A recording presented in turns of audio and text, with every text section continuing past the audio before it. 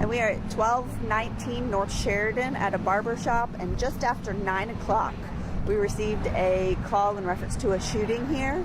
Officers arrived and they found 3 victims inside the barber shop. 2 had been shot in the leg and 1 had been shot more seriously and was transported in serious condition to one of the hospitals. The 2 that were shot in the leg were transported to the hospital as well.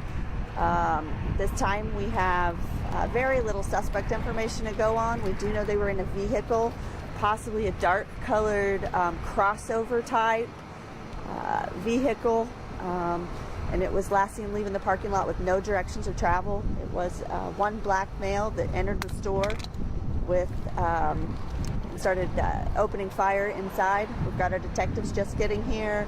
We're going to do some follow-up, gather the information, and see where the evidence, see where this investigation goes, and hopefully we'll be able to establish more of a story as to what happened and some good suspect information and some leads on that.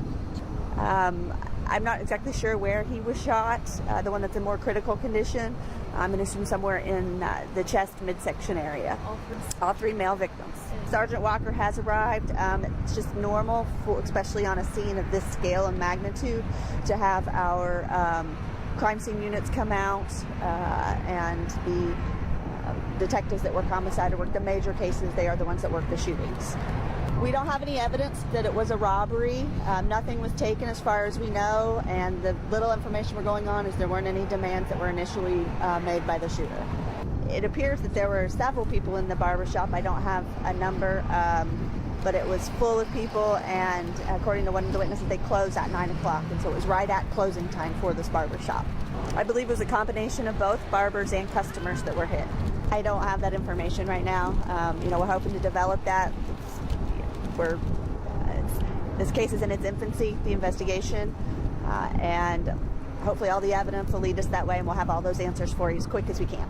That's the information that we're getting right now, that there was one shooter that came through the front door, yes. A long gun, according to the witnesses. I don't know whether it was a rifle or a shotgun at this point. We're still, we're still, sorting it out in bits and pieces. Like I said, it's still very early on, and we just can't answer all those questions.